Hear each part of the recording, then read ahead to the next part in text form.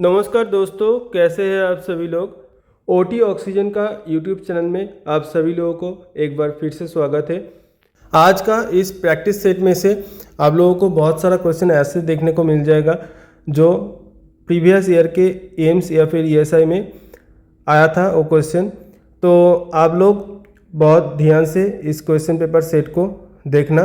हो सकता है कि इनसे रिलेटेड कुछ क्वेश्चन आपको कॉमन भी आ जाए, क्योंकि प्रीवियस ईयर का क्वेश्चन सेट एम्स में बहुत फॉलो होता है एंड WBHRB में तो फॉलो होगा ही, क्योंकि यहाँ पे फर्स्ट टाइम के लिए CBT एग्ज़ाम हो रहा है। तो मैं आप लोगों को एक ही बात बोलूँगा कि ये क्वेश्चंस को आप लोग अपना डायरी में या फिर नोटपैड में नोट करके रख दीजिए, ठीक है। तो चलिए शुरू करते हैं आज के प्रैक्टिस सेट को। Question number 1, what is the primary purpose of a defibrillator. तो डिफिब्रिलेटर का प्राइमरी पर्पस क्या है वो पूछा गया है। तो ऑप्शन देख लेते हैं। Option A, to administer medication for a heart attack. Option B, to regulate blood pressure. Option C, to deliver an electrical shock to the heart during sudden cardiac arrest. Option D, to monitor heart rate over a long period. देखिए, monitor heart rate over a long period ये हो सकता है, पर primary function पूछा है। तो इन option में से प्राइमरी फंक्शन क्या रह जाएगा? Option C, to deliver an electrical shock to the heart during sudden cardiac arrest. तो ये होगा right answer.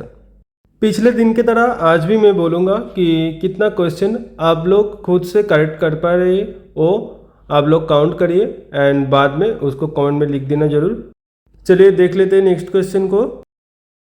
Question number 2, what does continuous bubbling in the water seal chamber of a chest drainage system indicate? Option A, the lungs has fully re-expanded. Option B, the patient is taking deep breaths. Option C, there is an air leak in the system. Option D, the drain is functioning correctly. देखिए, पहले समझ लेते हैं कि question में पूछा क्या गया है।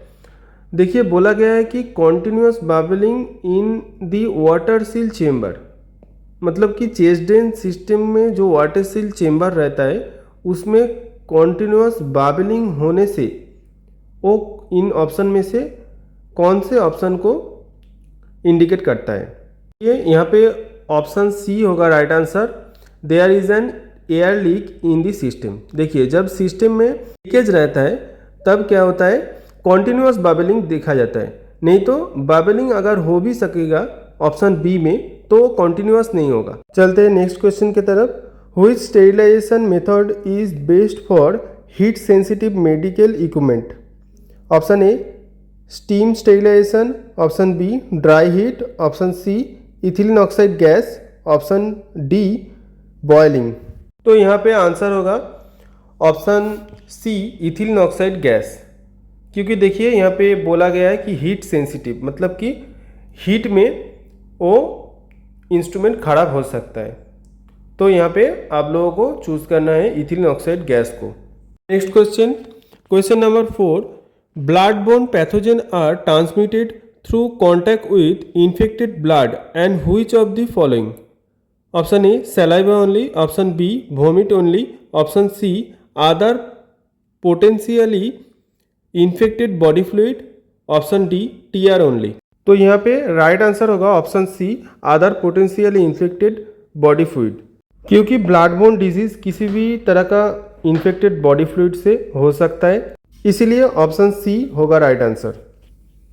Question number 5, what is primary function of the vas deferens in male reproduction which is cut and seal during a vasectomy?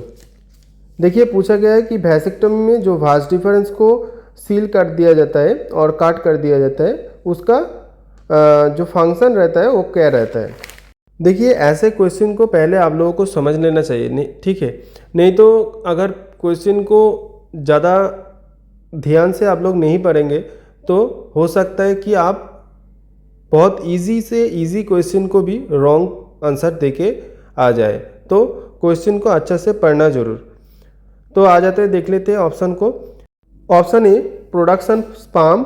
Option B, carry sperm from the testicles. Option C, add fluid to the semen. Option D, store sperm.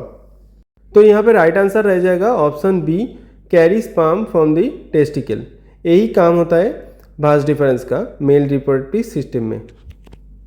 Next question, AIDS is considered to have developed when a person CD4 count falls below.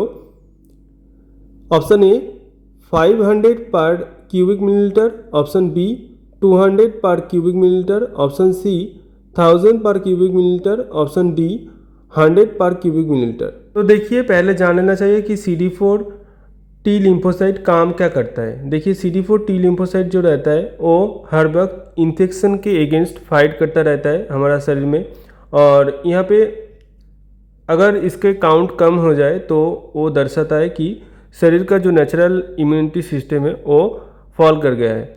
तो देखिए question में यही पूछा गया है कि CD4 cell का count कितना होने से हम लोगों को पता चलेगा कि किसी आदमी का एड्स हुआ है।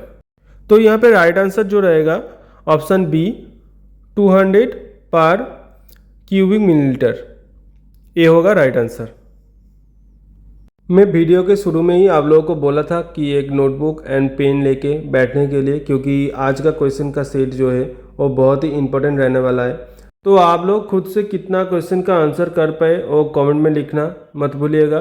कमेंट में ज़रूर लिख दीजिएगा कि आपने कितना आंसर को करेक्ट कर सका। चलिए देख लेते हैं नेक्स्ट क्वेश्चन को। What will be the pulse pressure for a blood pressure reading of 135/90 mmHg। तो यहाँ पे पूछा गया है कि पल्स प्रेशर कितना होगा 135/90 BP के लिए। तो देख लेते हैं ऑप्शन को।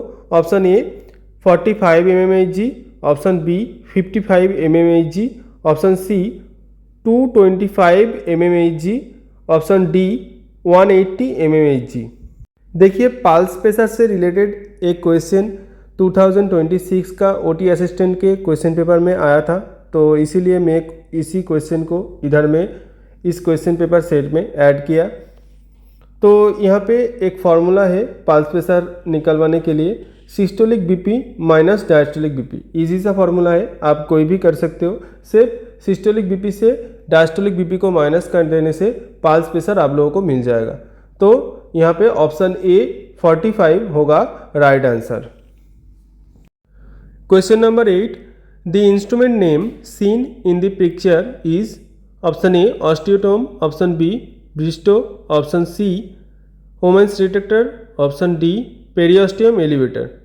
तो देखिए ऐसा क्वेश्चन काफ़ी बार आ चुका है एम्स के क्वेश्चन पेपर में, जहाँ पे आप लोगों को किसी इक्विपमेंट या फिर किसी इंस्ट्रूमेंट का पिक्चर दे के पूछा जाता है कि ये कौन सा इंस्ट्रूमेंट है, इसका नाम क्या है। तो यहाँ पे राइट आंसर रह जाएगा ऑस्टियोटोम। ठीक है, ऑप्शन ए ऑस्टियोटोम होगा यहाँ पे राइट आंसर। देखिए वीडियो अगर अच्छा लगे तो एक लाइक ज़रूर कर देना, क्योंकि आपका एक लाइक मुझे और भी इंस्पायर करता है ऐसे वीडियो बनाने के लिए।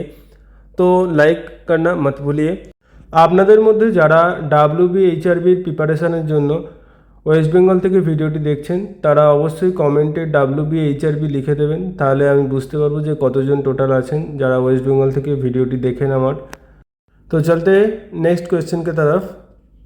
CD line showing in the picture, option A baseline, option B expiratory upstroke, option C expiratory plateau, option D EtCO2 value.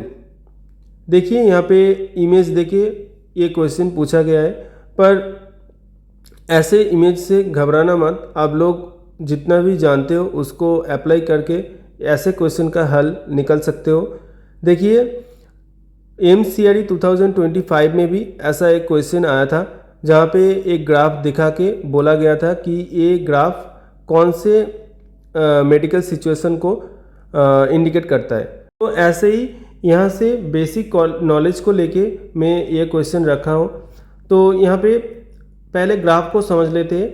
देखिए ग्राफ में B एंड C जो है ए एक्सपिरेटरी अपस्ट्रोक है, C एंड D जो है ए एक्सपिरेटरी प्लेटू है, and D and E होगा क्या इंस्पिरेटरी डाउन स्ट्रोक। ठीक है, जो कि ऑप्शन में नहीं है, एंड B एंड E होगा बेस लाइन। तो यहाँ पे करेक्ट आंसर क्या रह जाएगा? करेक्ट आंसर हो जाएगा ऑप्शन सी एक्सपिरेटरी प्लेटू। ठीक है। सी एंड डी एक्सपिरेटरी प्लेटो को इंडिकेट करता है। मैं पहले ही बहुत बार बोल चुका हूँ कि ऐसे ही बहुत सारा क्वेश्चन आप लोगों को प्रैक्टिस करने के लिए मिल जाएगा मेरे चैनल के ओपिनियन पोल ऑप्शन में, और यहाँ पे आप लोग अपना एक टेस्ट भी ले सकते हो खुद से। तो वहाँ पे जाके आप लोग क्वेश्चन का आंसर दे सकते हो, और इसीलिए चैनल को सब्सक्राइब करना मत भूलिए, चैनल को सब्सक्राइब जरूर कर दीजिएगा। तो देख लेते हैं नेक्स्ट क्वेश्चन को। Question number 10, hepatitis is to liver then cystitis is to question mark. तो यहाँ पे बोला गया है कि हेपाटाइटिस, देखिए यहाँ पे आप लोगों को क्या करना है, रिलेशन फाउंड करना है। देखिए हेपाटाइटिस किस में होता है, हेपाटाइटिस होता है लीवर में। तो सिस्टाइटिस किस में होता है? Option A lymphocyte lymph node, option B bladder, option C cyst, option D adrenal. तो यहाँ पे राइट आंसर क्या हो जाएगा? राइट आंसर हो जाएगा ए, में नहीं बोलूँगा, ठीक है। ये क्वेश्चन का जो आंसर है वो आपको देना पड़ेगा, और आप इसको कमेंट में लिख दीजिए, ठीक है। और चलते हैं, आज के लिए इतना ही। नेक्स्ट वीडियो में मिलेंगे फिर से। Thank you for watching this video.